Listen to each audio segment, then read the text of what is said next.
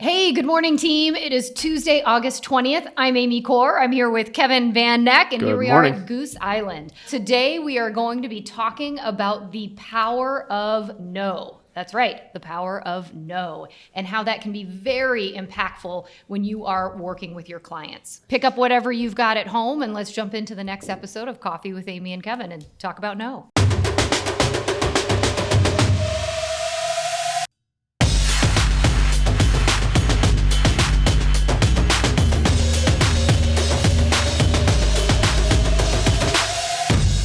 A lot of times we work for the word yes, right? We want to hear yeses when we're selling. We're salespeople, right? Salespeople. We want to hear yes all day long, sign on the dotted line. There is value in the word no and getting to know. And we're going to talk through 3 ways to do it, or 3 reasons it's important to actually get a no response from your clients, from your prospects, those you work with. And maybe you might find a use for this in your own home and personal life. Yes, I'm already seeing many ways about how no can be very valuable at home, right? Yeah. Getting people to say no to me. All right, but the first part of this that we're going to talk about is building trust and comfort. So let's think about that. In every situation that we've got when we're working with clients, we want to be able to build a level of trust and comfort, that they trust and feel really comfortable with us helping them through probably one of the scariest transactions that they've got going on in their life, right? A scary experience. And part of, building trust and comfort is actually getting them to be able to say no. And the reason why is because, we want to make sure that they can feel comfortable enough with us and trust us enough that they can say no and feel almost autonomous in, the decisions that they're making as they're working with us, right? They're in charge. Yeah, because I think the minute that they sort of feel backed into a corner, and we've seen those people before, you sometimes see it in them before you hear it in them. You'll see it in their arms, their body language, the way their face may be looking, right? You can already see that they're saying no before they're saying it out loud, right? But what you want is for them to feel comfortable enough to be able to say no and not just follow along with everything that you're saying. So, imagine, for example, as a real estate agent, you say something to a potential buyer like, would you be opposed to seeing a property that's slightly above your budget if it meets all your criteria? What do you think they're going to say? They're going to say no. They're going to say no, right? So let me say that one more time. Would you be opposed to seeing a property that's slightly above your budget if it meets all of your criteria? Probably not, right? Because they might want to see it to be able to do what? Make a decision, right? That's right? But they're going to say, no, I'm not uncomfortable being able to say that or see that. And the nice thing is that's giving them a choice to say no comfortably, right? Yeah. In an environment where they're seeing that they get to make decisions, have choices, and be really the one that, even though we're guiding them, they're in the driver's seat. So comfort and trust is number 1 in making sure that they feel good with you, and it's being able to have them say no is actually going to build that trust and comfort. Yeah, I like that example you gave, because it serves two purposes, really. One is that you're getting permission to send them properties above their budget. Correct. But then you're also getting them to say no, right? And psychologically, there's a lot, you'll see the links in the email if you click through. Where it really shows the science behind this, psychological impact of them being able to say no. So trust and safety, absolutely. The other part, or the second piece of why it's important to get to know, is you can pull out information you otherwise wouldn't get. So you can elicit objections. You can pull out the objections before they become objections by asking questions the right way. And one of those ways is, and an example of this would be, if you're not able to find properties within their criteria in the market in which they told you they were interested in. If you ask the question, would you be opposed to looking in this specific neighborhood? Would you be opposed to expanding your search to these other communities? And their response is going to give you more detail in terms of what they're actually looking for. So it's a big win, because they're going to say no more than likely and give you additional information. So they're taking control. They're able to make decisions. You're giving them the opportunity to do that.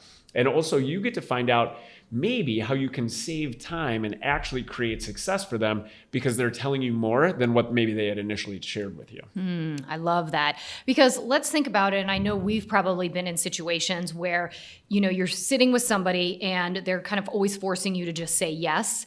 And I've even felt that, where I'm saying yes, but I am going along with it because I feel too polite to say no, because they haven't given me the autonomy or sort of the safe space to be able to say no, to allow me to have objections, right? And so then what usually happens, we say yes all the way through, and then we hit that point where all of a sudden we're like, I'm really not feeling comfortable. I'm really not happy. And then what we end up seeing is that I have to figure out how to end the relationship, right? Because they're not giving me what I need because I'm being forced to kind of feel like I have to say yes, right? Yes. So this goes into, I think, the third piece, which is allowing your client to say no creates a sense of safety for them, right? Again, because we've all been in those situations where we feel bad and we should just say yes because they're asking questions or putting us into a place where we're feeling kind of pushed into a corner, right? But if we create a sense of safety, these no-oriented questions can actually open them up more, as you said, and we can figure out how to dig deeper and make sure that we're really getting them where they need to go. Here's an example of another kind of real estate question that you can ask where it's teed up to get a no, but it helps you to really get more information. And again, it makes them feel safe to really talk about what they're looking for. So here's another one. Would it be a bad idea to look at properties that maybe need a bit of renovation if it means for you getting a better deal? Right? So let's think about that. Again, if I show them properties, would it be a bad idea if I showed you properties that need renovation or need some work, but it means getting you a better deal? This is allowing them to think about this and probably say, no, I would be open to that. So, again, it's putting it in a way where you're teeing up the question, and you have to think about these ahead of time, right? These are very specific and scripted questions because your whole goal is to get the no, and then to get them to open up and maybe even expand a little bit more. Because the more comfortable and safe they feel, the more authentic the relationship is, the more they're going to end up trusting you. Right. And that's ultimately what you want in order to get them to where they need to go. That's right. You're able to build a connection that way. Right. And it's the phrasing. So these questions and the examples that we gave, there's two ways to ask it. You could say, do you want to see properties outside of the neighborhood you told me you want to be in? That's going to elicit a yes. It's not as powerful as saying, would you be open to looking at properties outside of your neighborhood as long as it meets the other criteria? It's a completely different way to phrase it that elicits a different response and builds that trust. Right. Same way, the renovation. Would you be open to renovated property? You could also say the way that you said it, which is, would you be opposed? And this is a big sales technique. You'll see in the links where there's other ways to phrase it where would it be crazy, let's just say, situation. You meet someone at an open house. Would it be crazy for us to schedule to get together on Tuesday? No. I think that sounds great. Right. Would it be crazy if we were to schedule to get together and I could show you everything I bring to the table when it comes to both listings and buyers next week? Not and at they're all. going to say no.